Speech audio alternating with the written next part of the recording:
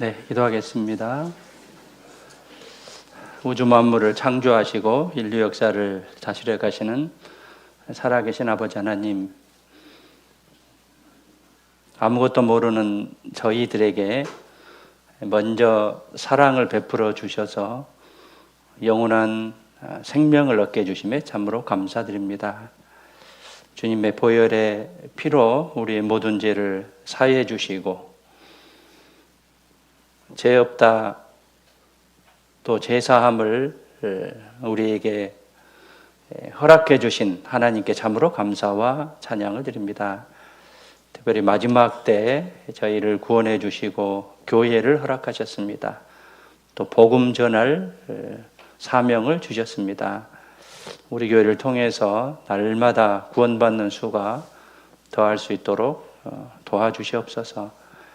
교회가 존재하는 목적은 안으로 하나 되고 밖으로 복음을 전파하는 것입니다. 사랑의 역사와 주님의 구원의 역사가 날마다 일어날 수 있도록 도와주시옵소서. 각 개인들의 믿음도 더욱더 성장케 허락해 주시고 그것을 통해서 주위에 먼저는 가족, 나아가서 친척들, 지인들에게 복음이 더욱더 확장될 수 있도록 주님 저희를 도구로 사용해 주시옵소서. 오늘 특별히 주일을 맞이하여서 불러 모아주심에 감사드립니다. 말씀과 교제와 봉사를 통해서 은혜의 시간이 될 수 있도록 도와주시고 또 저녁에 교제의 밤이 계획되어 있습니다. 이 시간을 통해서 주님의 사랑을 더욱더 깨달을 수 있는 귀한 시간이 되기를 간절히 원합니다. 오늘 함께하지 못한 여러 형제자매님들 또 병중에 있는 형제자매님들 어느 곳에 있든지 하나님께서 더욱더 사랑해 주시고 또 말씀과 교제를 사모하는 귀한 마음도 허락해 주시옵소서. 시종을 주님께 부탁드리며 저희를 죄악 가운데서 구원해 주신 고마우신 예수님의 이름으로 기도드렸습니다. 아멘. 예, 다니엘서 3장 보시겠습니다.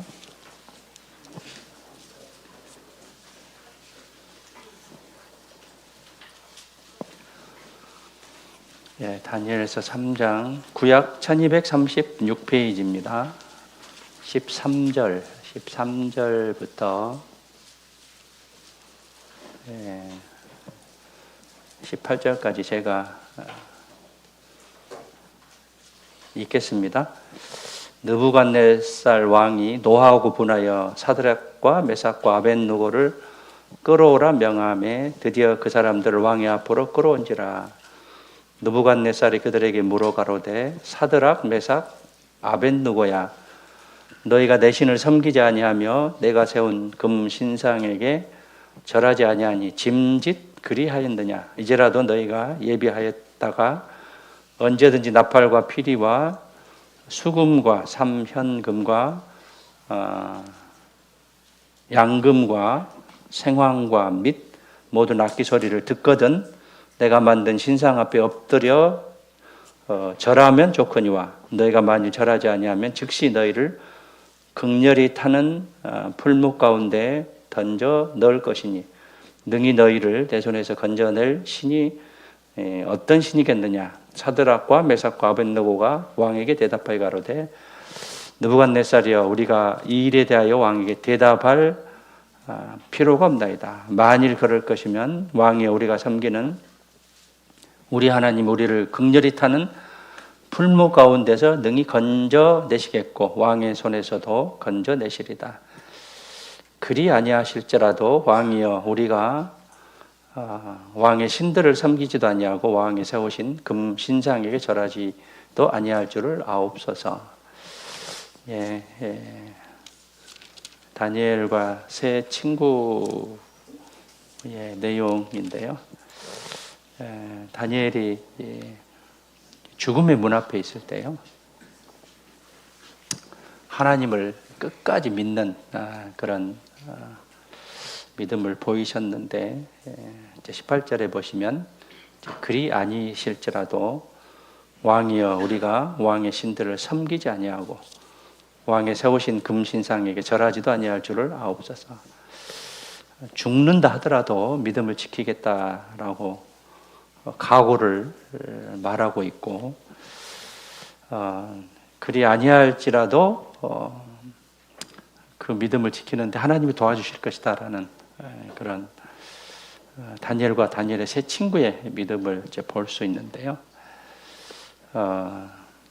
그리 아니하실지라도, 또 죽이실지라도, 또 해로울지라도 라는 그런 주제를 가지고 교훈을 얻어보도록 하겠습니다. 올해 오늘 21일이죠. 21일이니까 딱 10일 남았네요. 10일. 한 해 정리 잘 하시고 또 내년을 기약하는 금요일부터 동계가 시작되는데요. 내년을 기약하는 그런 결심의 시간이 동계 수련을 통해서 됐으면 좋겠습니다. 올해 그 교수들이요, 사자성어, 한자 네자로 되는 사자성어를 변동불거라라고 그렇게 선정을 했습니다. 이 무슨 말이냐면 세상이 잠시도 멈추지 않고 끊임없이 흘러가며 변한다라는 이제 그런 뜻인데요. 세상은 변하고 끊임없이 이제 흘러가죠. 이제 그런 이제 과정 속에서 우리가 믿음을 가진 자로서 세상 속에서 우리가 보아야 될 것이 무엇인가 하는 것을 잘 캐치를 해서 중심을 잡는 그런 믿음의 소유자가 되어야겠고요. 양궁이 있고 클레이 사격이 있습니다. 양궁은 정지된 표적을 관역을 맞춰서 점수를 따는 것이고요. 이 클레이 사격은 움직이는 이 타겟이 언제 어디서 어떻게 날아올지 모르는데 그 예측 불가능한 변수의 움직임을 맞추는 게 이제 클레이 사격입니다. 그 움직이지 않는 것은 우리가 집중해서 그것을 이제 맞힐 수는 있는데, 움직이는 그런 물체를 맞춘다는 것은 보통 쉬운 일이 아닙니다. 세상도 그렇습니다. 급변하는 한국 사회죠. 특별히 한국은 급변한 것 같습니다. 10년 전과 5년 전과 특별히 과학적인 그런 지식들, AI에 대한 어떤 발전으로 인해서 따라가기가 바쁜데요. 우리 앞에 이제 그 가운데 주어지는 그런 이제 문제들이 있습니다. 그 문제들 앞에서 내가 그것을 잘 판단을 해야 내 중심을 잃지 않고 신앙을 잘 지킬 수 있는 것이지, 내 신앙이 흔들려 버리면, 믿음이 흔들려 버리면 세상을 쫓아가는 그런 나의 모습이 될 수도 있기 때문에 믿음을 잘 지키고 급변하는 그런 세상 속에서 마치 움직이는 그런 타겟을 정확히 명중시켜야 점수를 딸 수 있듯이 우리의 삶은 역동적입니다. 계속 움직여요. 그렇기 때문에 신앙도 마찬가지고요. 그런 가운데 내 믿음을 잘 지켜야겠고요. 어떤 상황이 나한테 주어질지 모릅니다. 어떤 일들이 일어날지 모르는데 그것을 어떤 일이 있다 하더라도 내 믿음을 잘 지켜나가서 나중에 후회하지 않는 그런 믿음의 소유자가 됐으면 좋겠습니다. 삶은 기다림의 연속이죠. 어린아이들은 빨리 어른이 되고 싶고요. 또 이제 학생이 되고 또 이제 어른이 되면 어떤 시험이 있으면 결과를 기다려야 되고, 또 결혼을 하게 되면 생명의 탄생을 기다려야 됩니다. 이런 기다림의 시간들이 우리에게는 이제 은혜로 이제 받아들일 수 있고요. 기대감이 있고 소망이 있잖아요. 결국 열매가 있기 때문에 우리에게 은혜다라고 이제 볼 수 있는데, 우리에게 우리 그리스도인에게 기다림은 크게 두 가지입니다. 하나는 우리가 하나님을 기다리는 것이고, 또 하나는 하나님께서 우리를 이제 기다리는 것이에요.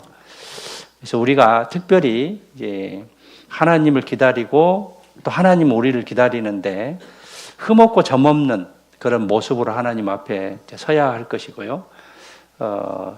재림의 시기가 성경에는 속히 오신다라고 계속 반복해서 말씀하시는데, 나는 그것을 이제 무디게 받아들여서 한참 후에 내가 살아있는 동안에 그것이 이루어지지 않을 것이다라는 그런 생각을 가지고 게으르게 살아간다고 한다면 나중에 결과적으로 하나님 앞에 섰을 때 부끄러운 또는 많은 점수를 따지 못하는 그런 나의 상태가 될 수 있기 때문에 내 뜻보다는 하나님의 뜻에 합당한 그런 삶을 살아가야겠습니다. 살아가면서 또 인생에 많은 실패가 이제 주어집니다. 그럼에도 불구하고 그 실패 속에서 엎드러지고 이제 무릎을 꿇는다고 한다면 그 사람은 이제 소생할 어떤 기회가 주어지지 않아요. 소생을 하지를 못합니다. 그럼에도 불구하고 우리는 일어서야 되는 것이죠. 7번 넘어지지만 8번째 일어나야 되는 거죠. 7전 8개의 마음으로. 미국에서 가장 존경하는 사람을 첫 번째를 예수님이다라고 이야기합니다. 미국은 이제 기독교 나라잖아요. 그리고 두 번째는 이제 아브라함 링컨입니다. 아브라함 링컨인데, 이 링컨이 어떠한 삶을 이제 살았냐면 연속적인 실패의 삶이었어요. 그러지만 끝까지 그것을 견뎌내고 이제 이겨내는 대표적인 성공의 케이스인데요. 1831년에 이제 사업에 이제 실패합니다. 그리고 32년에 주의원 선거에서 낙선을 하게 됩니다.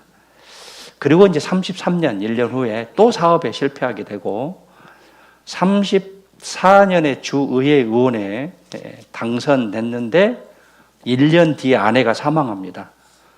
그래서 이제 신경과민으로 건강을 잃게 됩니다. 그리고 이제 또 몇 년 후 38년, 1838년과 40년에 하원 의장 선거에서 또 43년에 국회의원 선거에서 또 낙선을 하게 되죠. 이제 그런 과정에서 46년에 간신히 의원이 되게 됩니다. 그런데 48년에 또 재선에 실패하게 돼요.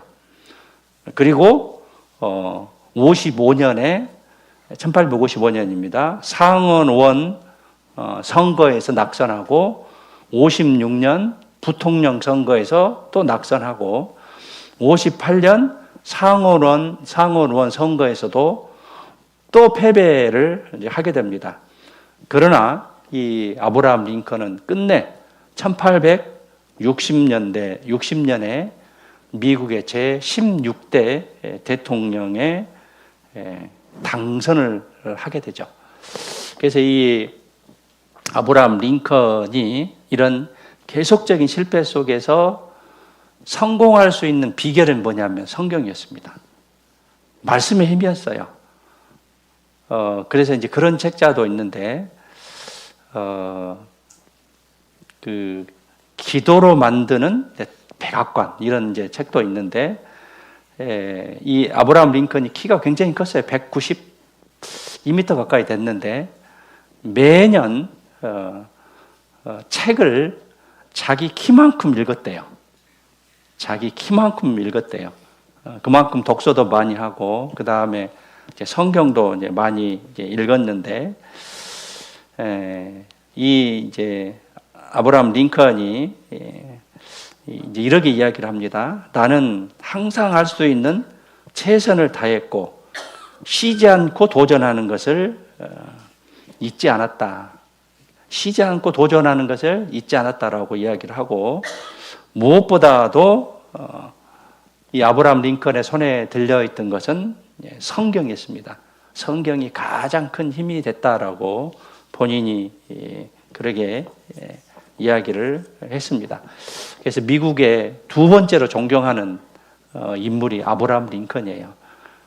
사람이 살다 보면 많은 실패도 있지만 끝까지 잘 견디고 최선을 다해서 산다고 한다면 결국은 성공하는 그런 결과를 낳을 수 있기 때문에 최선을 다하는 그런 삶을 살았으면 좋겠고요. 그리스도인에게도 때때로 실패가 있습니다. 그러나 그 실패로 인해서 성공할 수 있어요. 잘 생각해야 돼요. 실패가 있는데 그 실패로 인해서 성공인 경우가 있어요. 근데 실패를 실패로 여기지 말고 그것을 잘 승화시켜서 이겨내는 그런 믿음을 가졌으면 좋겠습니다. 인생은 마라톤이죠. 그래서 끝에 완주하는 것이 중요하고요. 끝까지 가는 그런 신앙이 이제 중요한데 마라톤 선수 중에 이런 일들이 있었어요. 2004년에 아테네 올림픽 마라톤 경기에서 마지막 5km를 남은 시점에서 1위를 달리던 브라질의 반데를레이 데리마라는 그런 선수가 있었는데 한 종말론자 광신자가 뛰어나와서 이 사람을 방해해버려요. 그래서 봉변을 당하고 이 브라질 선수는 다시 일어나서 뛰었지만 페이스가 망가져 버립니다. 그리고 결국은 3위를 이제 하고 말았는데 이런 일이 이제 있을 수 있다는 것이죠. 열심히 잘 이제 살다가도 많은 어려운 일, 실패되는 그런 일도 있지만 우리에게 이제 그런 일들이 펼쳐질 수 있습니다. 그러나 끝까지 잘 견디면서 이겨내야겠고요. 2013년에는 이제 이런 일이 있었습니다. 영국 동북부에서 열린 한 마라톤 대회에서 1등을 제외한 나머지 선수들이 대거 실격하는 그런 해프닝이 벌어졌는데 어떤 사건이었냐면 1위와 2위와 격차가 굉장히 이제 벌어졌습니다. 그래서 1위는 정상적으로 이렇게 들어왔는데 2위 선수가 길을 잘못 들어버렸어요. 그러니까 2위 후로는 다 그 사람을 따라가 버린 거죠. 다 실격당했어요. 코스를 이탈하고 말았습니다. 인생은 마라톤이죠. 이런 수많은 일들이 이제 벌어지는데 누군가 방해하기도 하고 또 엉뚱한 길을 이제 걷기도 하고 또 실패와 어려움도 있을 것이고 또 병이 들기도 하고 사랑하는 사람을 잃기도 합니다. 이제 그럼에도 불구하고 우리 그리스도인은 히브리서 12장 2절이죠. 믿음의 주요 또 온전케 하신 예수를 바라보자. 목표, 이 초점, 포커스가 예수님을 바라보는 그런 믿음을 가지고 이제 살았을 때 우리에게 많은 어려움이 있음에도 불구하고 이제 그럼에도 불구하고 우리는 그 목표를 이제 도달할 수 있기 때문에 최선을 다해서 많은 어려움과 실패가 있을지라도 끝까지 가는 그런 신앙들을 가졌으면 좋겠습니다. 그리고 각자의 또 이제 믿음에 있어서 이제 서로 간에요. 이런 또 내가 또 이런 사람이 되기를 이제 바라는 게 이런 그 이야기가 있었다고 합니다. 이런 일이 있었다고 합니다. 이 이제 보육원에서 옛날로 말하면 고아원이죠. 소년을 돌봐주던 할머니가 있었는데 이 소년은 할머니를 오해하고 상처 주는 말을 남기고 떠나게 됩니다. 그래서 그 할머니가 소년을 이제 찾아가서 그 보육원을 떠나는 그 정류장에 가서 이 소년에게 운동화 한 컬레를 건네줘요. 그래서 이제 이 소년이 할머니에게 어떤 이야기를 하냐면, 나 이 신발 신고 도망가서 이 돈으로 부자가 될 거예요. 할머니보다 훨씬 더 부자가 될 거예요. 이렇게 이제 할머니 기분을 나쁘게 하고 나쁘게 이제 합니다. 그때 이제 할머니가 이렇게 이야기하죠. 잘 이제 음미해서 들어보세요. 그래, 네 나중에 성공하면 연락하지 마. 성공하면 연락하지 마. 대신 힘들면 연락해. 힘들면 연락해. 저번처럼 비 오는데 갈 데 하나 없으면 나한테 와. 이런 곰탱이처럼 비 맞지 말고. 이렇게 이제 할머니가 이 소년에게 이야기를 합니다. 얼마 전에 나왔던 그런 그 이야기 중에 하나인데요. 할머니는 잘 때면 찾아오지 말라고 합니다. 힘들 때 찾아오라고 합니다. 성공한 사람을 찾는 사람은 많지만 힘든 사람을 찾는 이는 많지 않습니다. 내가 힘들면 연락할 사람이 누가 있을까요?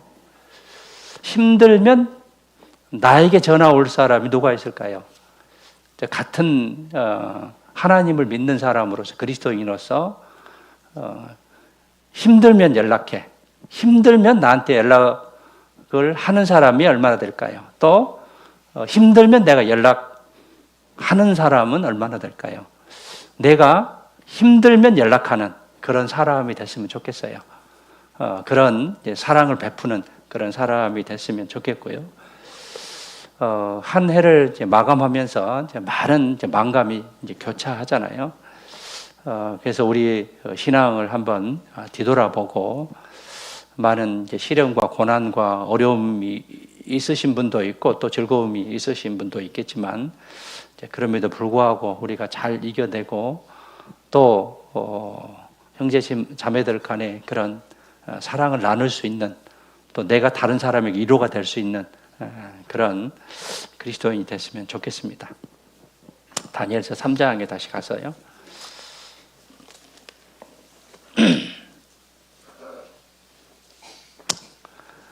이 다니엘과 세 친구는 바벨론의 포로가 돼서 잡혀갔습니다.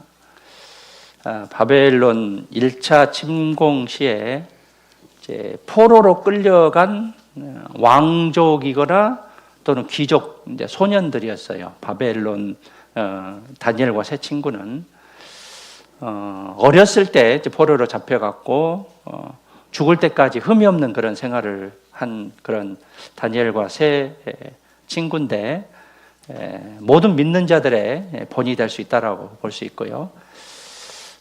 이제 포로로 잡혀가서 유배 생활을 했잖아요. 그리스도인은 이 세상이 휴양지가 아니에요. 유배지입니다. 유배지. 휴양지가 아닙니다. 유배지예요. 그래서 마치 유배에 온 것처럼 내 삶을 잘 꾸려 나가야 됩니다. 사도 요한은 반모섬에 유배됐습니다. 그런데 사도 요한은 어떻게 이야기를 하냐면, 요한계시록 1장에 봐보시죠. 다니엘 3장 접어두고요.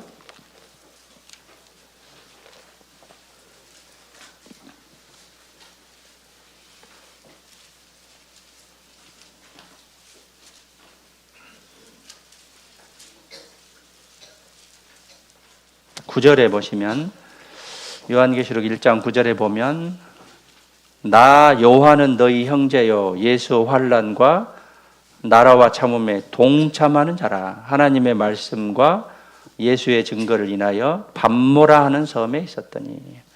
실제로 밤모섬은 지금 있고요. 에게해 남서쪽 약 40km 지점에 있는데 주로 예전에는 유배지였습니다.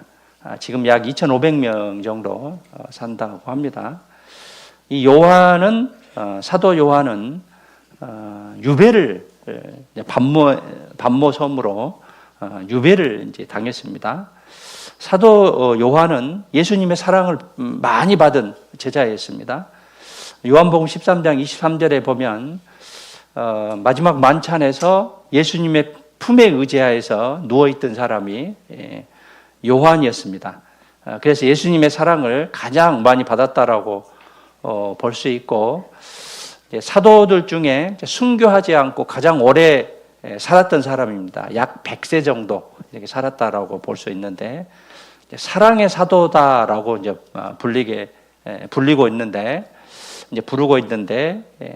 사도 요한을 통해 성경 5권을 기록했죠. 요한복음, 요한 1, 2, 3서, 요한계시록 5권을 기록했고요.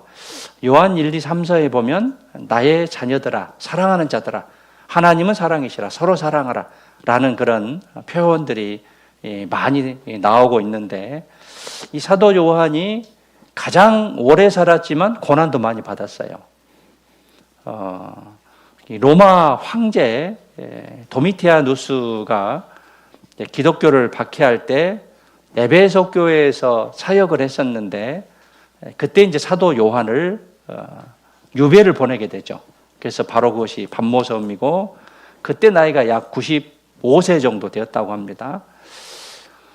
사도 요한은 예수님의 사랑을 많이 받았다라고 이제 볼 수 있는데, 주님의 사랑을 많이 받았다고 해서 고난이 없는 것은 아니죠. 고난을 받는다고 해서 또 주님이 사랑하지 않는 것은 아니에요. 사랑을 많이 받는다고 해서 고난이 없는 것도 아니고, 고난을 받는다고 해서 주님이 사랑하지 않는 것도 아닙니다. 이 사도 요한은 밤모섬에 유배를 왔지만, 여기 9절에 보시면 예수의 환난과 나라와 참음에 동참하는 자, 그리고 하나님의 말씀과 예수를 증거하기 위해서 밤모로 갔다, 이렇게 이야기를 한 것이죠. 복음을 위해서 전하다가 유배 온 것을 부끄럽게 생각하지 않았습니다. 원망하지 않고 오히려 영광스럽게 생각을 한 것입니다. 이 형제란, 나 요한은 너희 형제요 그랬죠. 이 형제란 말씀 속에는 이제 어떤 의미가 들었냐면, 1장 9절에 봐보시죠. 예수의 환난과 나라와 참음에 동참하는 자다라는 의미가 들어있어요. 형제라는 그런 말 속에 예수의 환난과 나라와 참음에 동참하는 자다라는 그런 내용이 이제 들어있고요. 진정한 형제라면, 나아가서 진정한 그리스도인이라면 고난받을 때 함께 고난받는 것이 당연한 것이에요. 고난이 있을 때 함께 고난받는 것이 당연한 것이에요. 다른 사람, 형제자매들이 고난받는데 나는 동참하지 않고, 즉 교회가 여러 가지 어려운 일들이 있는데 동참하지 않는 것은 합당치 않는 그런 모습이죠. 고난에 함께 참여하지 않는다면, 고난에 동참하지 않는다면, 함께 참여하지 않는다면 무엇으로 그리스도인이라고, 즉 형제라고 자매라고 입증할 수 있겠습니까? 그래서 진정한 형제 자매라면 고난받을 때 함께 동참하는 것이 마땅한 것이다라고 볼 수 있습니다. 함께 고난을 받는 것이에요. 디모데후서 1장에 봐보시죠.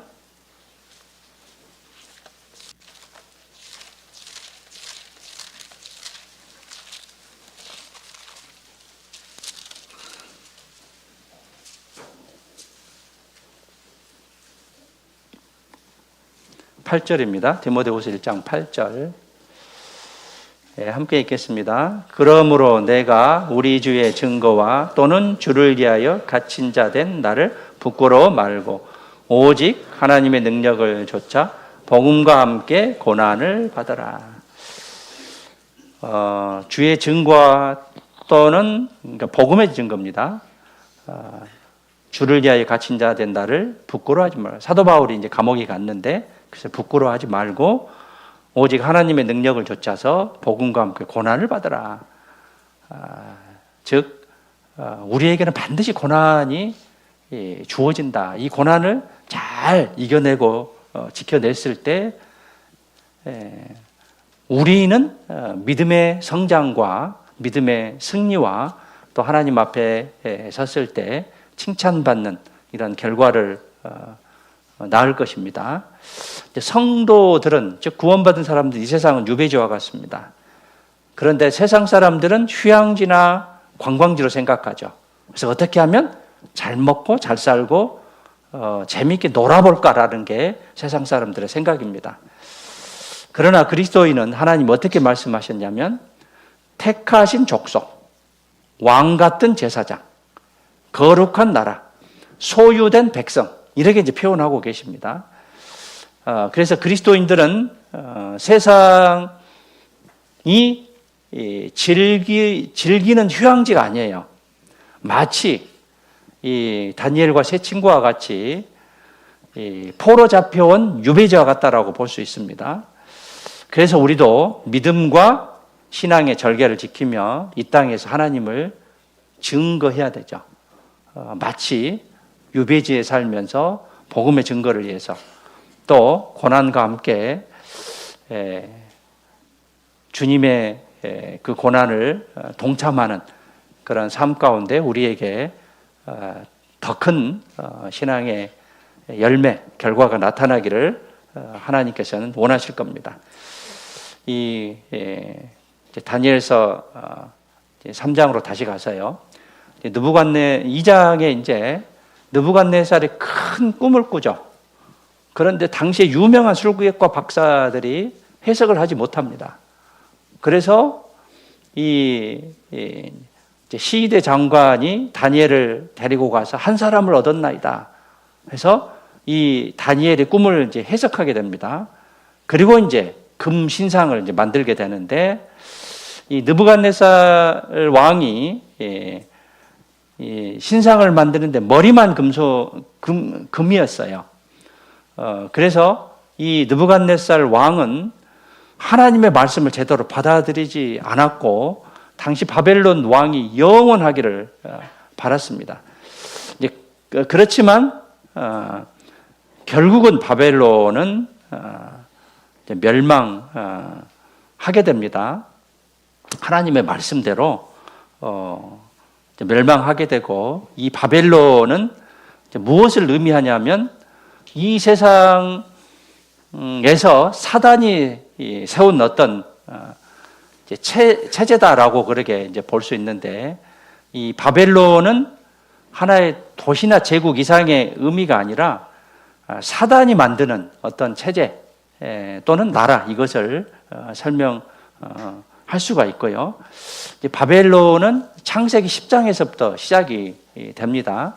니무롯이 등장하게 되고 이 니무롯이 세상 처음 영걸이다라고 그렇게 이제 기록이 되어 있죠. 니무롯은 바벨론 제국의 창시자였고 니무롯이란 뜻은 대적하다, 반역하다라는 그런 이제 뜻인데 영걸은 영웅 호걸입니다. 그리고 특이한 사냥꾼이다라고 이제 했는데 이 특이한 사냥꾼이라는 뜻은 동물을 사냥한다는 그런 뜻도 있지만 사람의 영혼을 사냥한다는 그런 뜻으로 해석될 수도 있습니다. 이 니무롯은 적그리스도의 예표가 돼요. 그래서 성경에 예수님에 대한 그리스도에 대한 많은 모형이 있고 또 사단에 대한 그런 많은 이제 모형이 있는데 니무롯이 그 무력으로 사람을 통치했듯이 적그리스도도 나중에 이제 7년 환란이 되면 능력과 이적을 통해서 사람을 미혹해요. 지금 세상이 정말 혼탁해졌죠. 누군가 정말 절대자가 나타나서 세상을 정리할 필요가 있을 정도로 세상은 정말 혼란스러워졌어요. 그렇기 때문에 세상이 그렇게 되어 가면서 마지막 때 적그리스도가 반드시 나타나고 그 적그리스도가 본인 입으로 뭐라고 하냐면 내가 하나님이다 라고 그렇게 이제 선언을 하게 되죠. 데살로니가 후서, 디모데전서 앞에 데살로니가 후서 한번 가보시죠. 2장 4절에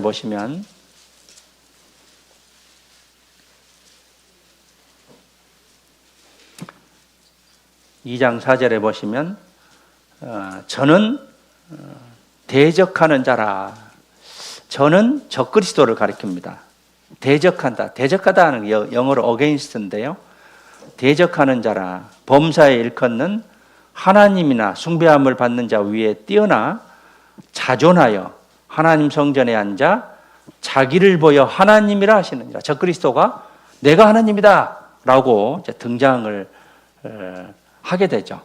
그리고 요한계시록 13장 5절에 보면 그 짐승, 그러니까 적그리스도가 큰 말을 해요.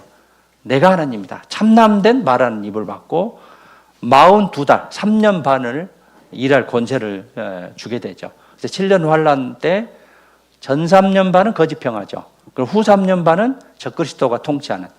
그래서 오른손이나 이마에 표를 받아야 되고 표를 받지 못하면 매매를 하지 못하고, 또 표를 받는 자는 요한계시록 14장에 보면 지옥 간다라고 그렇게 이제 기록이 이제 돼 있죠. 즉 니무롯은 적그리스도의 예표가 되고, 이 니무롯은 영혼을 망하게 하는 특이한 사냥꾼이고요. 또 적그리스도는 사람을 미혹해서 표를 받게 하고 지옥으로 가게 해서 멸망당하게 하는 것. 이것이 이제 적그리스도의 하는 일입니다. 마찬가지로 다니엘 3장의 느부갓네살 왕도 적그리스도의 예표예요. 다니엘 3장에 가보시죠.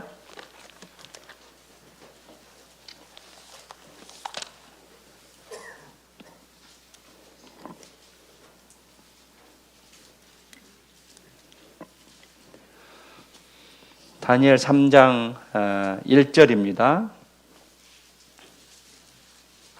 느부갓네살 왕이, 그러니까 2장은 이제 꿈을 꾸었고요. 느부갓네살 왕이 이제 꿈을 꾸었고, 당시 유명한 이제 술객과 박사들이 꿈을 해석하지 못하니까 2장 14절에 보면 시대장관, 경호대장 아리옥이 25절에 다니엘을 이제 느부갓네살 왕 앞으로 데리고 가죠. 한 사람을 얻었나이다. 그가 그 해석을 왕께 하시나이다. 그래서 2장 32절부터 이런 꿈을 꾸셨습니다라고 쭉 이야기를 하고, 이제 그러고 나서 꿈을 꾸고 나서 이제 신상을 실제로 이제 만들게 됩니다.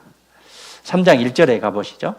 느부갓네살 왕이 금으로 신상을 만들었으니 고는 높이는 60규빗, 60규빗이면 한 규빗이 45에서 50cm니까 50cm 잡고 30m 정도 돼요. 30m면 어느 정도 크기냐면 아파트로 치면 약 10층 높이 정도 됩니다. 이제 그 큰 이제 신상을 만들게 되고요. 광은 넓이는 6규빗이라, 그러니까 50cm로 잡으면 5, 6, 33m 정도 이렇게 되죠. 그것을 바벨론 도의 두라 평지에 세웠더라. 그리고 3장 5절에 보시면 너희는 나팔과 피리와 수금과 사명금과 양금과 생황과, 이 양금은 이제 현악기고요. 생황은 이제 관악기예요. 생황과 및 모든 악기 소리를 들을 때 엎드려 느부갓네살 왕의 세운 금신상에게 절하라. 누구든지 엎드려 절하지 아니하는 자는 즉시 극렬히 타는 풀무에, 풀무는 용광로죠. 용광로, 뜨거운 풀무에 던져 넣으리라. 이 신상을 만들어 놓고 여기에 절하지 않으면 풀무불에 던지겠다라고 이제 선언을 하게 됩니다. 이 절하지 않는 사람은 6절에 풀무불에 이제 던져 넣는다라고 그러게 이제 선언을 이제 하게 되죠. 이제 7년 환란 때도 이제 마찬가지입니다. 절하지 않는 사람은, 그러니까 오른손이나 이마에 표를 받지 않는 사람 매매를 하지 못하게 되고, 또 그런데 오른손이나 이마에 표를 받게 되면 요한계시록 14장에 보면 지옥 간다라고 그렇게 기록이 돼 있잖아요. 그래서 이 당시에 이제 느부갓네살 왕 때 이 신상에게 절하지 않으면 풀무불에 던지겠다라고 그렇게 선언을 하게 되고, 다니엘의 세 친구는 어땠느냐? 다니엘의 세 친구는 끝까지 그 믿음을 지켰습니다. 믿음을 지켰어요. 그런데 이 느부갓네살 왕이 바벨론의 왕이잖아요. 하나님께서 이 바벨론 왕은 멸망할 것이다라고 이제 성경의 기록으로 예언을 해 놓으셨고, 이 바벨론은 결국은 멸망하게 되죠. 요한계시록 18장에 봐보시죠.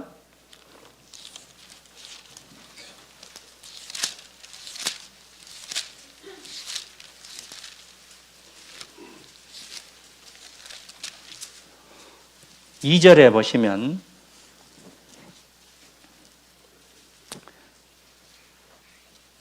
힘센 음성으로 외쳐가라되 무너졌도다 무너졌도다 큰 성 바벨론이여. 느부갓네살 왕이 영원히 통치할 걸로 예상됐던 이 바벨론은 이제 말씀대로 무너진다라고 말씀하셨고, 말씀대로 이제 무너졌어요. 귀신의 처소와 각종 더러운 영에 모이는 곳과 각종 더럽고 가증한 새에 모이는 곳이 되었도다. 그 음행의 진노에 포도주를 인하여 만국이 무너졌으며, 또 땅의 왕들이 그로 더불어 음행하였으며, 땅의 상고들도, 이 상고는 상인을 가리킵니다. 장사하는 사람. 상고들도 그 사치의 세력을 인하여 치부하였도다. 이 정치적인 제국인 바벨론은 결국은 BC 539년에 메대와 파사에 의해서 멸망하게 됩니다. 그리고 이후에 헬라, 로마에 이제 흡수가 되게 되고, 이 바벨론의 종교는 로마까지 이제 진출하게 되고, 기독교를 불패하게 하는데 큰 영향을 끼치게 합니다. 그래서 요한계시록 17장은 바벨론의 최후가 예언되어 있고, 18장은 적그리스도에 대한 그런 심판이 예언됐습니다. 이러한 모든 적그리스도나 모든 신들, 이런 신들이 진짜 신이냐? 절대 진짜 신이 아니죠. 그러면 진짜 신은 어떤 신이냐? 구원을 줄 수 있는 그런 신이 진짜 신이라는 거예요. 다니엘서 3장에 가시죠.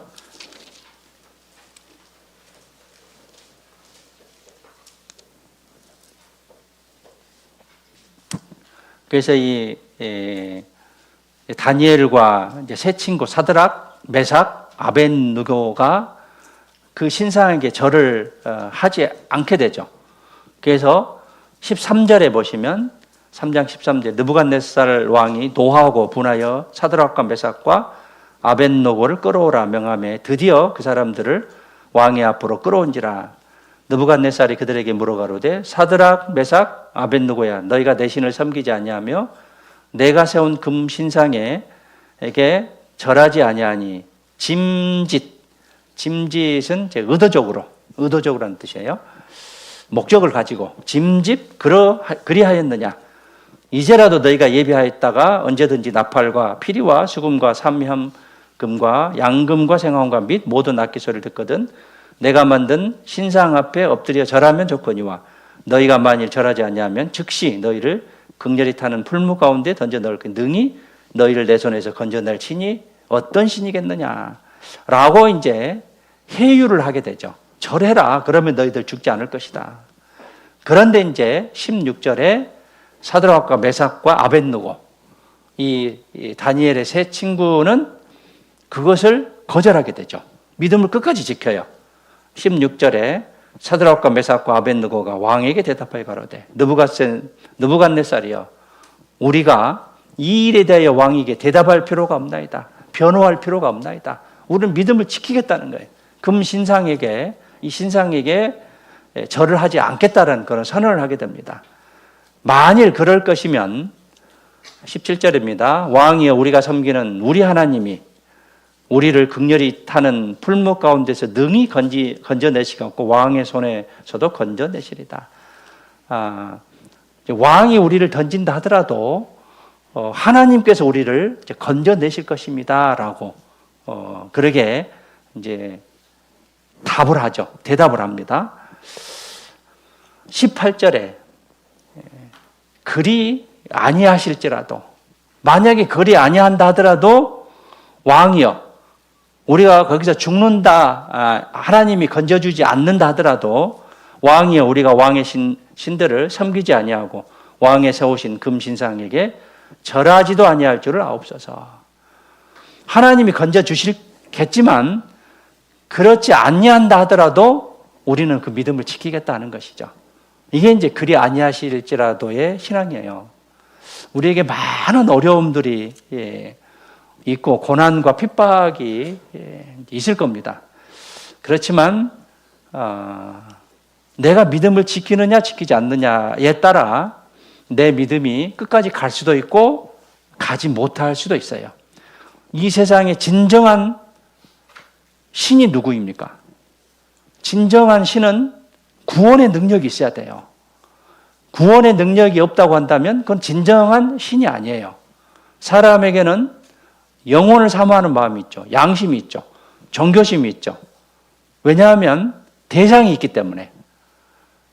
구원할 수 있는 그 능력이 하나님에게 있기 때문에 진정한 신을 찾아야 되는 것이지, 구원의 능력이 없는 그런 신을 찾아서는 결국은 망한다는 거예요. 그래서 우리가 아무리 어려운 일이 있겠지만 그럼에도 불구하고 그리 아니하실지라도 우리는 그 믿음을 끝까지 지켜야겠습니다. 그래서 이 구원의 능력이 없다고 한다면 그건 제대로 된 신이라고 볼 수 없어요. 신이 아닙니다. 이 다니엘의 세 친구를 풀무불에 던졌죠. 던졌는데 던진 사람은 죽고 세 친구는 죽지 않았어요. 그게 하나님의 능력입니다. 19절에 보시죠. 느부갓네살이 분이 가득하여 사드락과 메삭과 아벳느고를 향하여 낯빛을 변하고 명하여 이르되 그 풀무를 뜨겁게 하기를 평일보다 7배나 뜨겁게 하라. 7배나 더 뜨겁게 하라. 풀무불의 온도를. 군대 중 용사 몇 사람을 명하여 사드락과 메삭과 아벳느고를 결박하여 극렬히 타는 풀무 가운데 던지라 하니, 이 사람들을 고의는 이제 도포 같은 걸 고의라고 합니다. 고의와 속옷과 겉옷과 별다른 옷을 입은 채 결박하여 극렬히 타는 풀무 가운데 던질 때 어떤 일이 발생하냐면, 왕의 명령이 엄하고 풀무가 심히 뜨거움으로 불꽃이 사드락과 메삭과 아벳느고를 붙든 사람을 태운 거예요. 이 세 사람은 안 죽은 거예요. 하나님이 지켜주신 거예요. 이 세 사람 사드락과 메삭과 아벳느고는 결박된 채 극렬히 타는 풀무 가운데 떨어졌습니다. 이제 떨어졌는데 이제 어떤 일이 벌어졌냐면 24절에 때 느부갓네살 왕이 놀라 급히 일어나서 모사들에게, 모사는 이제 옆에서 이제 조언해 준 그런 사람들이죠. 고문들, 조언자, 카운셀러라고 이야기를 합니다. 모사들에게 물어가로되 우리가 결박하여 불 가운데 던진 자는 세 사람이 아니었더냐. 그들의 왕이 대답하여 가로되 왕이 옳소이다. 세 사람 던졌어요.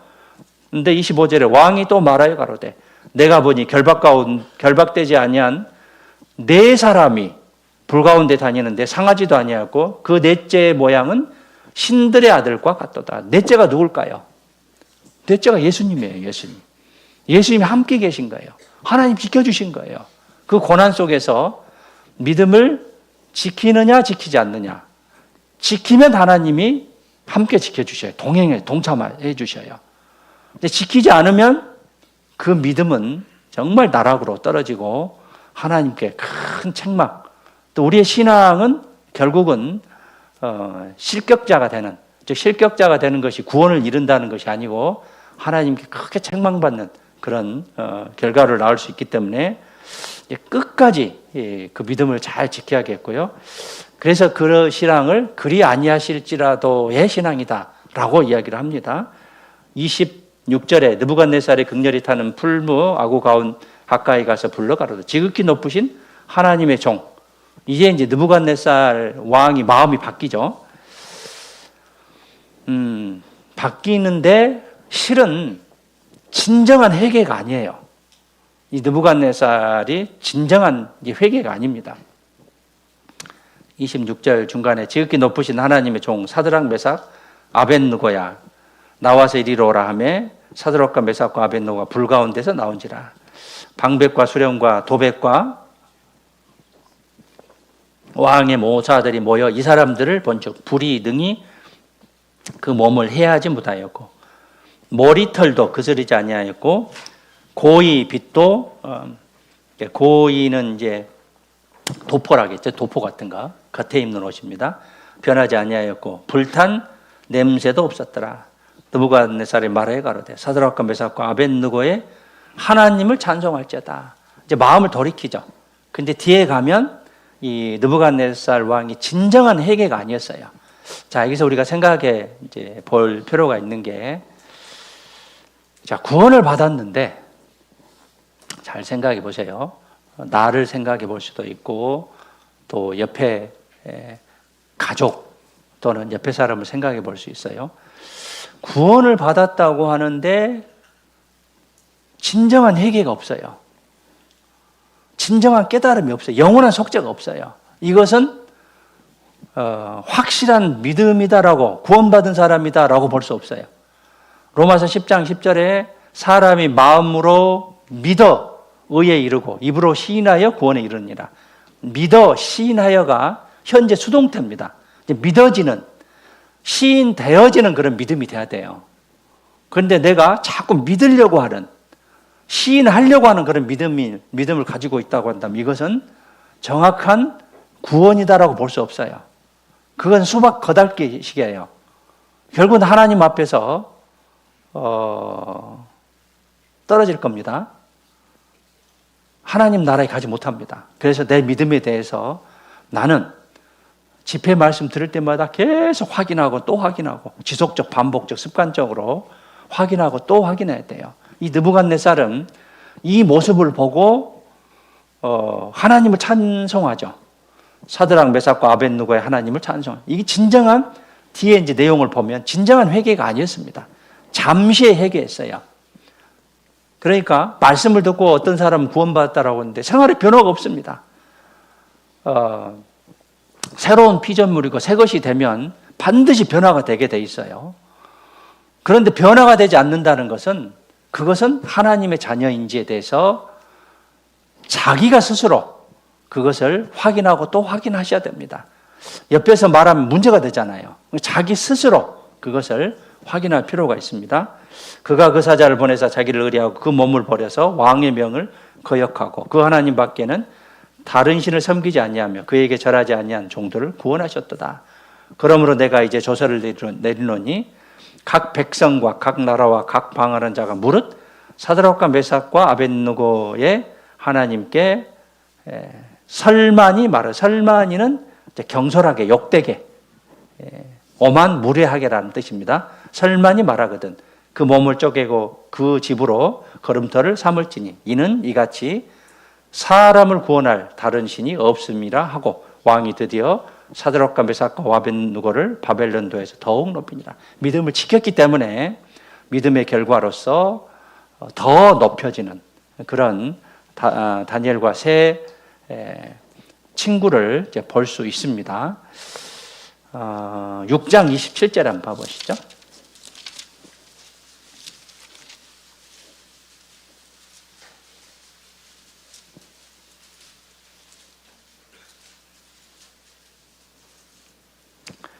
(27절에) 함께 읽겠습니다. 그는 구원도 하시며 건져내기도 하시며 하늘에서든지 땅에서든지 이적과 기사를 행하시는 자로서 다니엘을 구원하여 사자의 입에서 벗어나게 하셨습니다.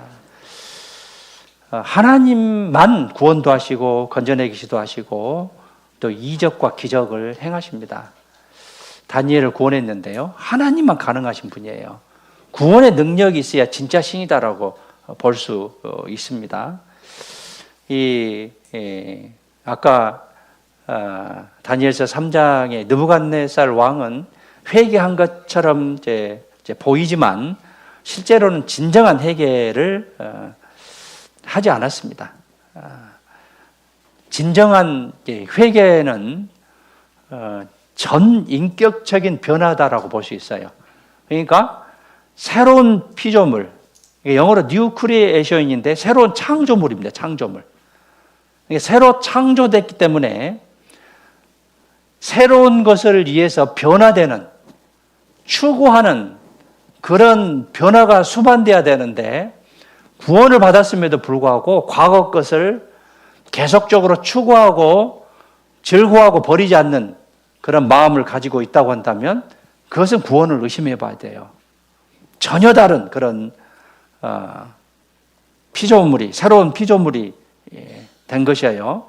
이사야 29장 13절에 보면 입술로는 나를 존경하라, 그 마음은 내게서 멀리 떠났나니. 입술로는 하나님 믿는다고 해요. 자, 구원받지 않는 사람도 전도는 하더라고요. 그리고 다른 사람 전도도 시켜요. 근데 본인은 얼마 후에 떨어져 나가요. 이제 그런 사람들 가끔 보게 되죠.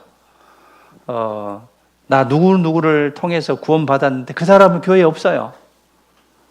구원받지 않아도 전도는 할 수 있는데 중요한 것은 나 자신이죠. 내가 하나님 앞에서 정말 하나님의 자녀인 것인지, 입으로는 존경하는데 마음은 멀리 떠나 있는 그런 상태는 돼서는 안 되겠고요. 그들의 입은 죽게 가까우나 그 마음은 머니이다. 이런 상태가 돼서는 안 되고요. 이런 예화가 있는데, 자네 그리스도인이 되었다지? 그러면 이제 기독교에 대해서 많이 알겠군. 삼위일체가 무엇인가? 라고 물어봅니다. 그리고 예수님이 하나님의 아들이라는 걸 어떻게 입증할 수 있는가? 많은 질문을 이제 구원받은 사람에게 질문을 하게 돼요. 이제 구원받은 친구가 이렇게 답을 하죠. 이제 미안하게도 나는 잘 모르겠네. 그래서 이제 이 친구가 이제 비웃죠. 아니, 그리스도인이 됐다면서 아는 것이 그러면 도대체 무엇인가? 비아냥거렸습니다. 그래서 이 구원받은 이제 그리스도인 이렇게 답을 하죠. 자네 말이 맞아. 아닌 것이 아니라 나는 별로 아는 것이 없네. 하지만 한 가지는 분명히 알고 있네. 1년 전 나는, 지금과 나는 완전히 딴판이네. 1년 전에 그리스도인이 아니었을 때는 나는 주정뱅이였고 빚도 많았고 내 가정은 그야말로 파탄 직전이었네. 그런데 지금은 술도 끊었고 열심히 일하고 빚도 다 갚았고 우리 가정은 화목해졌네. 이것이 주님이 이루어지신 일이지. 그리고 내가 지옥 갈 죄인이었는데 주님의 피로 다 용서해 주신 것을 확실히 알고 이제는 천국 갈 소망이 확실하다는 것을 분명히 알고 있네. 라고 이제 답을 했다고 합니다. 어떤 지식이 구원을 하는 것은 아니죠. 이적과 기적이 구원을 이룬 것은 아닙니다. 이 느부갓네살 왕은 다니엘 2장의 꿈 해석을 하죠. 꿈 해석을 듣고 처음에는 놀라고 감동을 받습니다. 그러나 오래가지 못했어요. 진정한 구원을 받지 못한 사람은 오래가지 못해요. 말씀대로 살지 못해요. 말씀은 말씀이고 나는 나 따로예요. 따로. 구원받지 못하는 사람. 그런데 이제 말씀을 알기 때문에 구원을 받으려는 또는 말씀을 따라가는 그런 마음은 있는 것이죠. 왜냐하면 우리 속에 양심이 있기 때문에 그렇습니다. 애굽 그 왕 바로도 마찬가지죠. 10가지 재앙을 다 체험했지만 끝까지 하나님을 대적했죠. 그리고 결국은 홍해에 빠져 죽었습니다. 예수님 당시에 수많은 유대인들도 마찬가지입니다. 예수님의 이적과 기적을 보고 체험했지만, 그걸 눈으로 봤지만 예수님을 영접하지 않고 십자가에 못 박아 죽였습니다. 실제로 믿어지는 믿음과 믿으려고 하는 믿음은 많은 차이가 있어요. 다니엘서 3장 앞으로 가보시죠.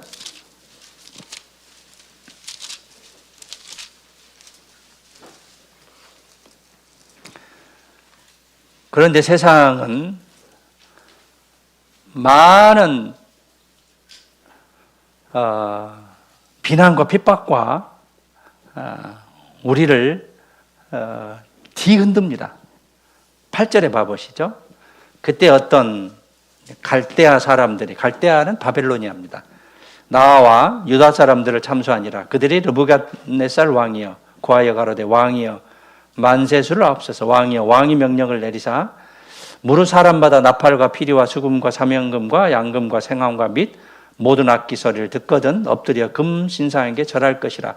누구든지 엎드려 절하지 아니한 자는 극렬히 타는 풀무 가운데 던져 넣었음을 당하리라 하지 아니하셨나이까. 이제 몇 유다 사람 사드락과 메삭과 아벳느고는 왕이 세워 바벨론 도를 다스리게 하신 자 이언을 왕이여 이 사람들이 왕을 높이지 아니하며 왕의 신들을 섬기지 않으며 왕이 세우신 금신상에게 절하지 아니하이다. 참소하죠. 참소는 뭐냐면 거짓되게 꾸며서 고소하는 거예요. 왕의 명령을 이제 거역했기 때문에 시기와 질투로 이제 고소를 하게 되죠. 근데 결국은 이 다니엘의 세 친구가 풀무불에 이제 던지는 그런 이제 일이 발생하잖아요. 마찬가지로 우리도 디모데후서 3장 12절에 보면 이제 이런 말씀이 있어요. 무릇 그리스도 예수 안에서 경건하게 살고자 하는 자는 핍박을 받으리라. 경건하게 말씀대로 살려고 하면 반드시 이제 거슬리는, 반대하는 또는 핍박하는, 고난을 당하게 하는 그런 일들이 생기게 돼요. 그럼에도 불구하고 우리가 믿음을 끝까지 잘 지켜야 되고요. 이제 그리고 나서 다니엘서 3장 13절, 15절에 보면 왕의 진노가 있고 왕의 이제 회유가 있죠.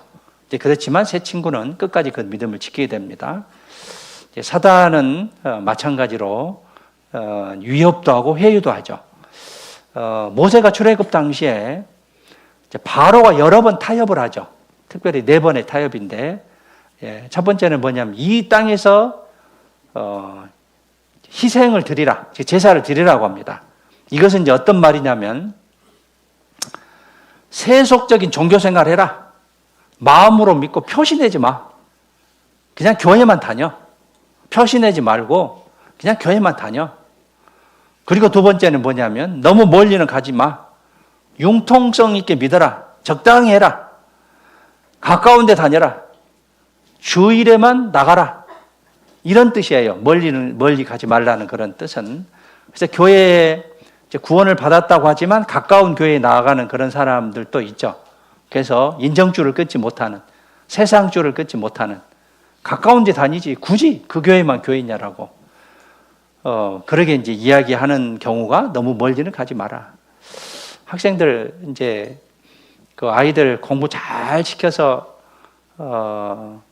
이제 신앙생활도 잘하고 세상적으로도 성공하기를 부모님들은 원하시죠? 그러시죠? 대답? 네, 그러시죠? 그런데 이제 그러기 때문에 이 아이가 공부도 잘해요. 실력도 좋아. 그러면 가까이 있는 공부 못하는 학교, 그냥 평범한 학교 다니게 합니까? 명문학교 보냅니까? 명문학교, 빚을 내서라도 명문학교 보내잖아요. 이 물이 틀려요, 물이. 흐르는 분위기가 틀려요. 마찬가지로 교회도 선택을 잘해야 됩니다. 구원의 역사가 없는 교회를 다녀서 무슨 소용이 있습니까? 50년 다녔네, 교회를 세웠네. 장로니 아니면 성경 필독을 뭐 100번을 했니? 필사를. 무슨 소용이 있어요? 구원받지 못하면. 아무 소용이 없는 거예요. 그게 이제 너무 멀리는 가지 말라라는 뜻이고, 그 다음에 이제 남자만 가서 여호와를 섬겨라. 이게 세 번째인데, 가족 전도하지 말아라. 혼자만 믿지 왜 가족 전도를 해서 분란을 일으키냐는 것이고, 네 번째는 너희 양과 소는 머물러 두라. 이것은 이제 어떤 이제 의미냐면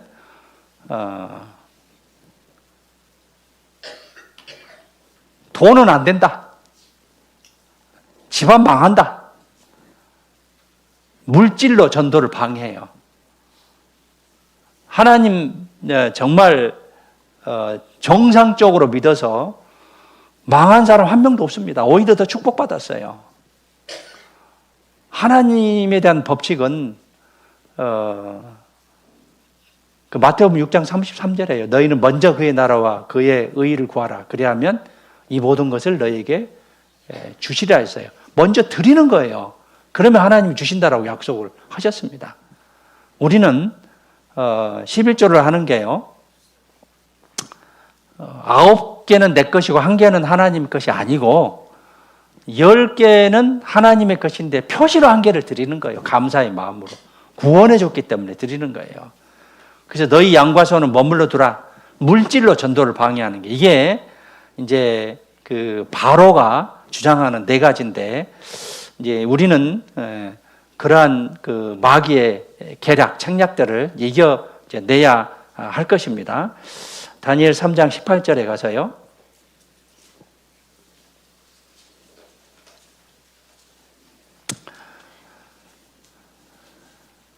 17절부터 만일 그럴 것이면 왕이여 우리가 섬기는 우리 하나님이 우리를 극렬히 타는 풀무 가운데서 능히 건져내시겠고 왕의 손에서도 건져내시리다. 그리 아니하실지라도 왕이여 우리가 왕의 신들을 섬기지도 아니하고 왕의 세우신 금신상에게 절하지도 아니할 줄을 아옵소서. 이제 그리 아니하실지라도 하나님이 구해 주실 건데 내가 죽음을 맞이한다 하더라도 신상에게 절하지 않겠다는 그 믿음의 강력한 그런 선언이잖아요. 세상에는 두 사람이 있습니다. 구원받은 사람과 구원받지 않는 사람. 또는 유대인과 이방인 이렇게 나누기도 하죠.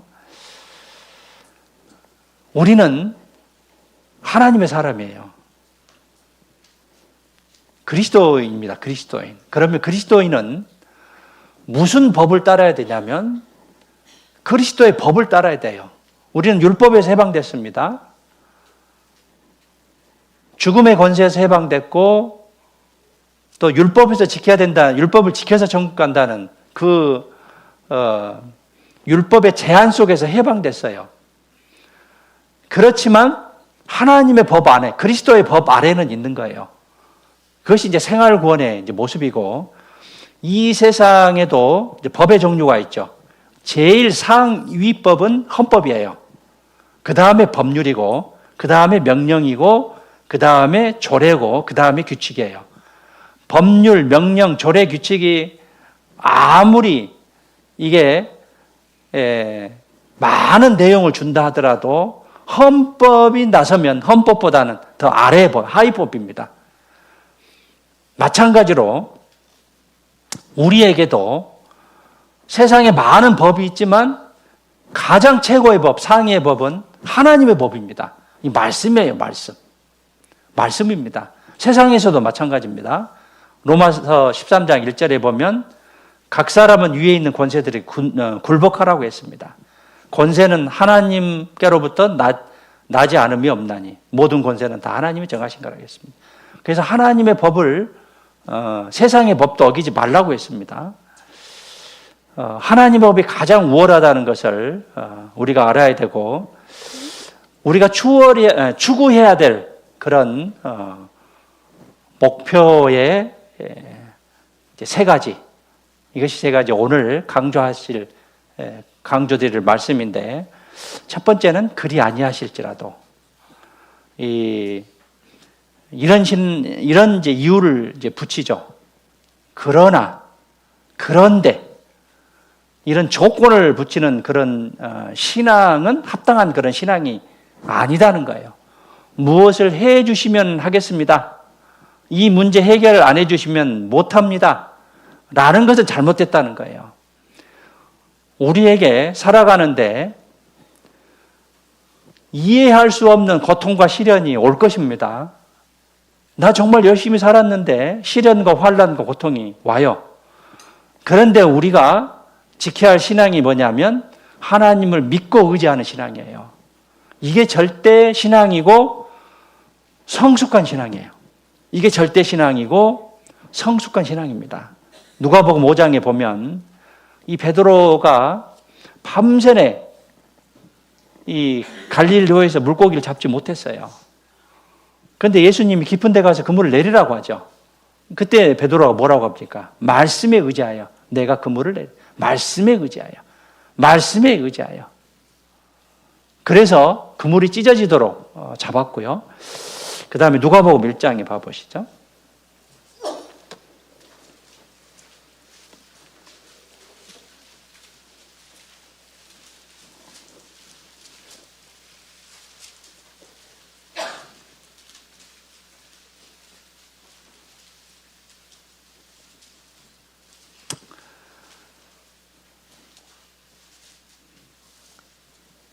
(26절에) 보시면 여섯째 달에 천사 가브리엘이 하나님의 보내심을 받들어 갈릴리 나사렛이란 동네에 가서 다윗의 자손 요셉이라는 사람과 정혼한 처녀에게 이르니 그 처녀의 이름은 마리아라. 그에게 들어가로되 은혜를 받은 자여 평안할지어다. 주께서 너와 함께 하시도다. 자, 마리아에게 은혜를 받은 자여 평안할지어다. 자, 우리는 은혜를 받았죠. 네? 은혜는 내가 할 수 없는 것을 상대방이 베풀어 주신 호의나 친절입니다. 은혜를 받았습니다. 은혜는 곧 복음을 가리키고 구원을 가리킵니다. 그러면 마리아와 같이 은혜를 받은 자여 평안할지어다. 은혜를 받은 사람으로서 내 마음이 평안하고 평강하십니까? 한 명도 없으시네요. 평안하고 평강하십니까? 평안하고 평강하라고 말씀하신 거예요. 주께서 너와 함께 하시도다 하니 처녀가 그 말을 듣고 놀라. 처녀예요. 이 마리아는 일러 가로되 마리아여 무서워 말라. 내가 하나님께 은혜를 얻었느니라. 보라 내가 수태의 아들을 낳으니 그 이름을 예수라라. 수태 고지를 하죠. 수태할 것을 알려줘요. 처녀인데 아들을 낳을 것을 이렇게 이제 알려줍니다. 그때 이제 38절에 보시면 이제 마리아의 태도예요. 마리아의 태도. 38절 함께 읽겠습니다. 마리아가 가로되 주의 계집종이오니 말씀대로 내게 이루어지이다 하매 천사가 떠나가니라. 말씀대로 성령으로 잉태한 거예요. 어쩔 수 없는, 이해할 수 없는 고통과 시련이 와도 의지하는, 하나님을 믿는 그런 신앙이 절대 신앙이다라고 이제 볼 수 있습니다. 예수님도 그랬죠. 나의 원대로 마시고 아버지의 원대로 하옵소서. 그리 아니하실지라도 아버지의 원대로 되기를 원하나이다. 이 사도행전 21장에 보면 이제 바울에게 예루살렘에 올라가지 말아라고 해요. 왜냐하면 거기 가면 결박 당할 것이다. 잡혀서 묵힐 것이다 라고 했는데 이 사도 바울이 어떻게 이야기를 하냐면 예루살렘에서 죽을 것도 각오하였느니라 라고 그렇게 답을 하시는데 이제 그리 아니하실지라도 이런 마음을 가지고 믿음을 끝까지 지켜야겠고요. 두 번째는 죽이실지라도요. 죽이실지라도. 욥기 1장에 봐보시죠. 욥기서 읽고 있죠.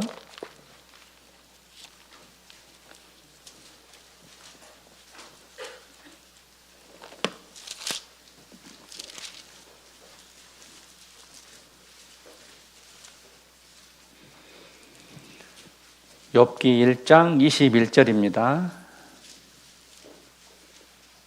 함께 읽겠습니다. 가로되 내가 모태에서 적신이 나왔사온즉 또한 적신이 그리로 돌아가올지라. 주신 자도 여호와시요 지하신 자도 여호와시오니 여호와의 이름이 찬송을 받을지이다.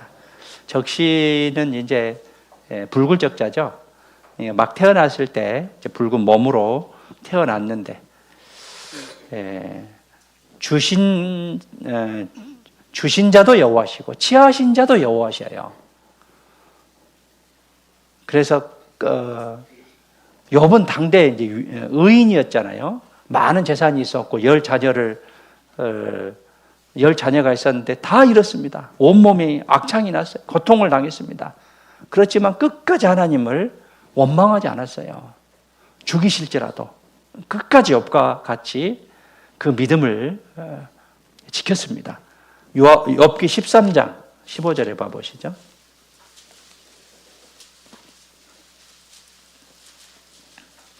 13장 15절에 함께 읽겠습니다. 그가 나를 죽이시리니 내가 소망이 없노라. 그러나 그의 앞에서 내 행위를 변백하리라. 자, 그가 나를 죽이시리니 1번에서 밑에 난하주에 보면 그가 나를 죽이실지라도 나는 그를 의뢰하리니, 그가 나를 죽이실지라도 나는 그를, 하나님을 의지하고 의뢰한다는 거예요. 죽이실지라도 나는 그를 의지하고 의뢰한다는 겁니다. 첫 번째는 그리 아니할지라도고, 두 번째는 죽이실지라도 우리가 믿음을 끝까지 지켜야겠고요. 에스더는 죽으면 죽으리다라고 왕 앞에 나섰습니다. 빌립보서 1장 20절에 보면 살든지 죽든지 내 몸에서 그리스도가 존귀되게 하려 한다라고 말씀하셨고, 로마서 14장 8절에 보면 우리가 살아도 주를 위하여 살고 죽어도 주를 위하여 죽는다라고, 그러므로 사나 죽으나 우리가 주의 것이다라고 말씀하셨습니다. 두 번째는 죽이실지라도, 세 번째는 내가 해로울지라도 시편 15편 봐보시죠.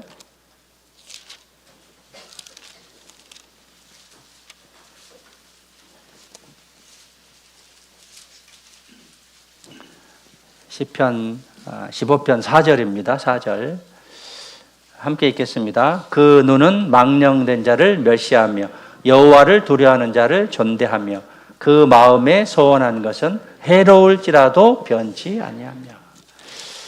해로울지라도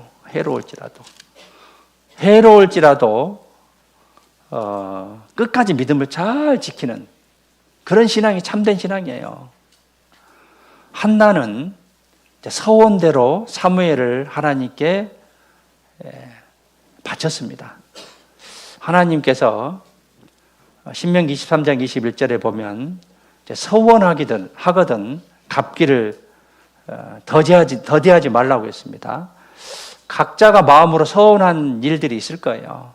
근데 서원했다고 하면 반드시 갚아라라고 말씀하고 계십니다.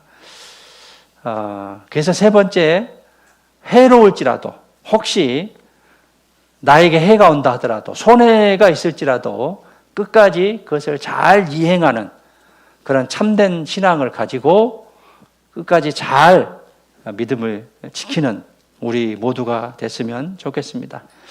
하나님이 우리의 기도를 응답해 주시는 세 가지 방법이 있어요. 첫 번째는 뭐냐면 오냐 그래 그래서 금방 들어주는 그런 기도가 있고, 두 번째는 뭐냐면 기다려라라는 그런 응답이 있고, 그 다음에 세 번째는 안 된다. 너의 그 기도는 들어줄 수 없다. 왜냐하면 준비가 안 됐기 때문에, 그리고 그것을 들어주면 교만하기 때문에, 또 그것을 들어주면 세상으로 빠지기 때문에, 또 그것을 들어주면 신앙의 태보가 오기 때문에 안 된다라고 그렇게 이야기를 해요. 그렇다면 내가 기도를 했는데 왜 안 들어주십니까? 여러 가지 이유가 있을 거예요. 각 사람의 상태에 따라.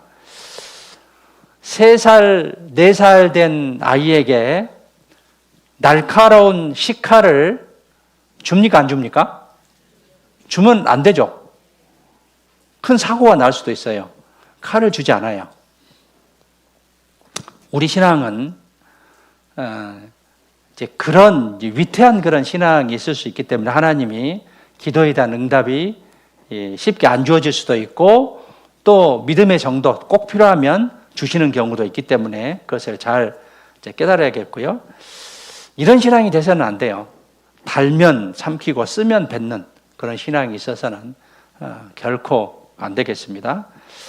주님이 주신 것이라면 쓴 것까지도 삼키시는 그런 신앙이 돼야 돼요. 고난과 핍박을 감사하게 받아들이는 그런 신앙이 돼야 되겠습니다. 중국의 한 청년이 미국에서 우수한 성적으로 공부를 마치고 미국에서 좋은 관료 자리를 제공받게 돼요. 근데 그 청년은 그것을 이제 거절합니다. 그리고 이제 목회자의 길을 선택하게 되는데 이제 그에게 물어봐요. 왜 그처럼 좋은 자를 거절하고 목사가 되었는가라고 물어봤을 때 그는 이렇게 대답을 합니다. 중국에 1899년부터 1901년까지 약 2년 동안 의화단 사건이 있었어요. 이것은 이제 뭐냐면 외세 배척 운동입니다. 청나라 시대 때 산동성 북부에서 일어났던 그런 사건인데 이제 당시에 이제 우상을 섬기는 큰 신당이 있었습니다. 그리고 이제 그리스도인 구원받은 사람들을 이 이제 신상에게 끌고 와서 절을 하라고 해요. 그런데 이 163명인데 이 163명이 절을 안 합니다. 그리고 고개도 숙이지 않아요. 그래서 그 163명은 칼로 목이 떨어져서 이제 순교를 당하게 됩니다. 163명이. 절만 한 번 하면 사는데 이 163명은 순교의 길을 택했습니다. 다 죽었습니다. 그런데 그 163명 중에 한 명이 내 아버지였다는 거예요. 이 청년이 그 163명 중에 한 명이 내 아버지였습니다. 비록 나는 어렸지만 그 사건은 내 인생을 어떻게 살아야 할 것을 분명히 가르쳐 줬다라고 그렇게 답을 했다고 합니다. 요한계시록의 그 사도 요한이 반모섬에 유배를 갔잖아요. 거기에 있었던 그런 이야기인데 로마군이 그리스도인 40명을 죽이기 위해서 벌거벗겨서 얼어붙은 호수에 들어가게 했습니다. 지금이라도 예수님 부인하면 살려주겠다라고 합니다. 그래서 이제 밤이 되고 몸이 서서히 마비가 되죠. 찬송 소리도 점점 희미해갑니다. 그때 이제 장작불 옆에서 몸을 녹이고 있던 보초병이 하늘에서 찬송 소리를 들어요. 천사의 목소리를 듣게 됩니다. 그리스도의 군사 40명, 순교자 40명, 40개 면류관이로다 라고 듣게 됩니다. 그때 갑자기 호수에서 한 명이 고통을 참지 못하고 나와버려요. 그때 이제 천사의 찬송이 이렇게 바뀌어요. 그리스도의 군사 39명, 순교자 39명, 39개의 면류관이로다. 이때 이 보초병이 자기 옷을 벗고 그 뛰쳐나온 사람, 배신한 사람이죠. 배반한 사람에게 주고 이 보초병이 다시 호수 속으로 들어갑니다. 그때 이제 또 하늘에서 어떤 찬송이 나오냐면 그리스도의 군사 40명, 순교자 40명, 40개의 면류관이다. 이제 이런 이제 예화가 있는데요.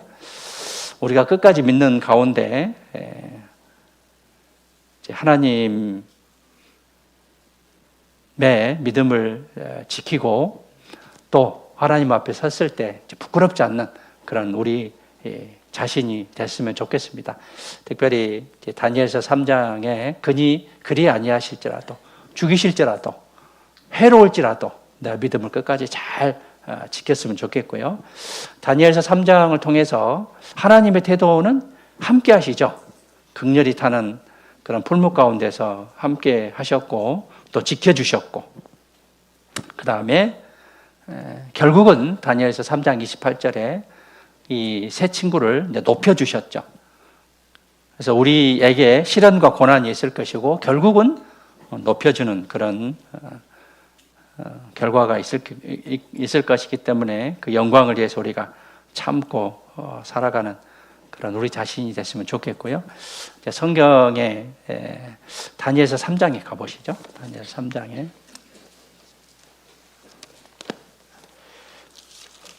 3장 29절에 보시면,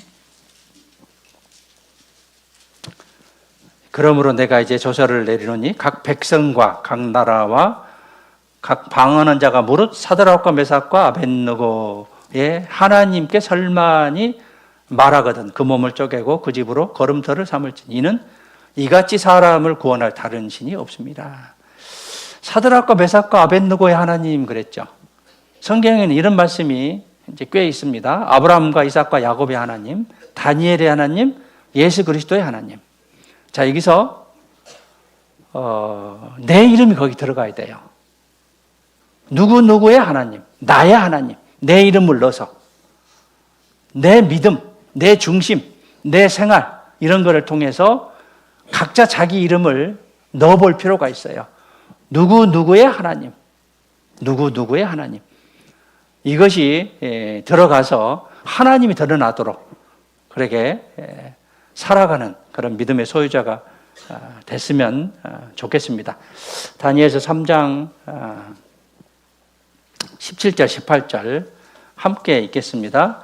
만일 그럴 것이면 왕이여 우리가 섬기는 우리 하나님이 우리를 극렬히 타는 풀무 가운데서 능히 건져내시겠고 왕의 손에서도 건져내시리다. 그리 아니하실지라도 왕이여 우리가 왕의 신들을 섬기지도 아니하고 왕의 세우신 금신상에게 절하지도 아니할 줄을 아옵소서.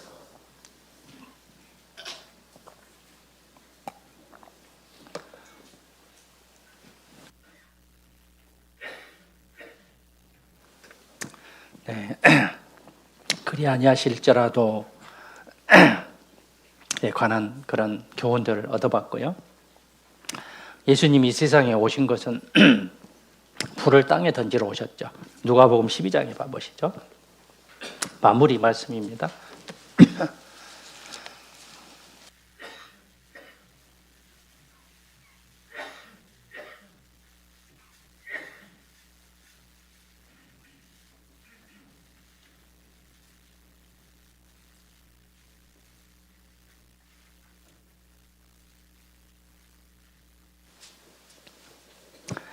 네, 12장 49절 함께 읽겠습니다.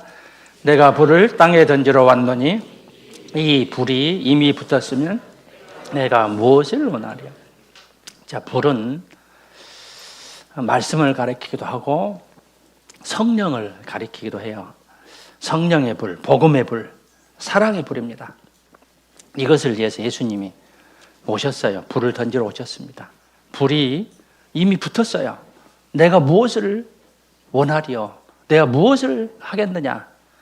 이미 불이 땅에 붙었는데 내가 무엇을 할 것인가에 대해서 우리는 깊게 생각하고 남은 생애를 주님 앞에서 부끄럽지 않는 칭찬받는 그런 우리 모습이 돼야 되겠고요. 이제 구약 시대에 성막이 세워지면 이제 제단에 제물이 드려지죠. 그래서 하늘에서 불이 내려왔습니다. 하나님이 그 불을 끄지 말라고 명령하셨어요. 그래서 이 불은 1년 내내 계속 불이 켜져 있어야 돼요. 레위기 9장에 봐보시죠.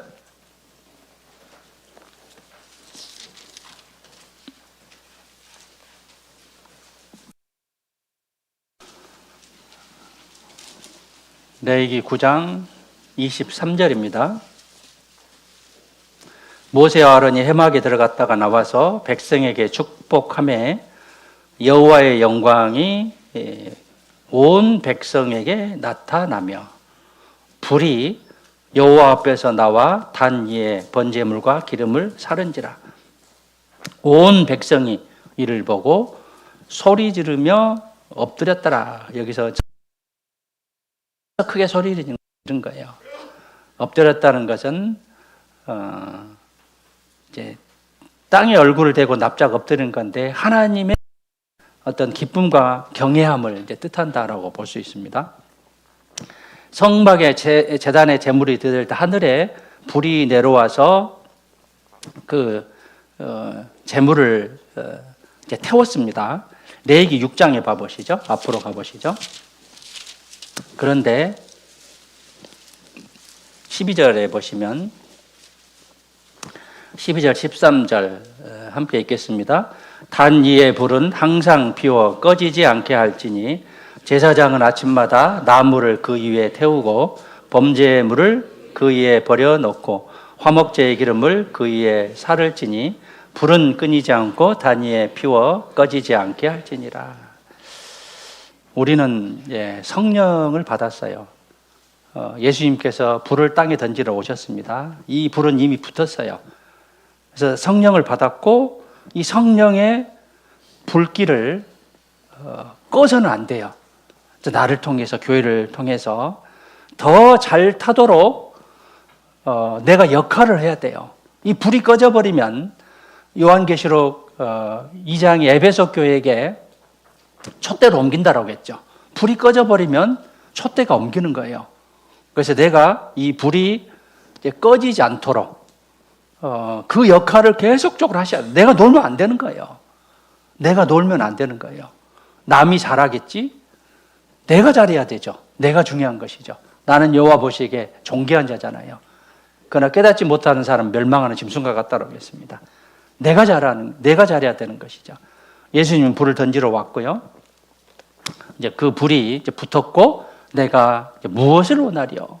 이 불이 성령의 불, 또 교회의 여러 가지 전도의 불, 또 각 개인의 신앙의 불, 이런 것들이 꺼지지 않도록 남은 생에 주님을 위해서 정말 최선을 다하는 그런 삶이 되기를 기도하는 마음이고요. 오늘 다니엘서 3장을 통해서 이제 그리 아니하실지라도 또 죽일지라도 해로울지라도 이런 이제 말씀을 통해서 교훈을 얻어봤는데요. 그 교훈들을 통해서 마음에 새기고 남은 생에 주님과 함께하는 그런 동행하는 삶이 되었으면 좋겠습니다. 기도하겠습니다. 하나님 감사합니다. 구원해 주시고 하나님의 자녀로 삼아 주심에 참으로 감사드립니다. 벌레만도 못한 저희들이었고 또 하나님을 전혀 알지 못하던 저희들이었습니다. 하지만 먼저 사랑해 주셔서 십자가에 못 박혀 돌아가심으로 예수님의 그 보혈의 피로 우리의 모든 죄를 사해 주셨습니다. 우리는 한 게 아무것도 없습니다. 단지 믿은 것밖에. 그 믿음으로 인해서 영원한 생명과 소망을 얻었고 남은 생에 감사와 보답의 생활을 하고자 합니다. 주님 앞에 부끄럽지 않는, 책망받지 않는 삶을 살아갈 수 있도록 도와주시고 주님의 기쁨과 영광을 위해서 남은 생에 살아갈 수 있도록 도와주시고 역사해 주시옵소서. 광양교회를 세워주셨음에 광양교회를 통해서 날마다 구원받는 수가 더할 수 있도록 도와주시옵소서. 각 사람 마음과 또 생활을 지켜주시고 축복과 은혜가 항상 함께 할 수 있도록 또한 도와주시옵소서. 감사드리며 남은 생에 온전히 주님께 의지하고 부탁합니다. 저희를 죄악 가운데서 구원해 주신 고마우신 예수님의 이름으로 기도드렸습니다. 아멘.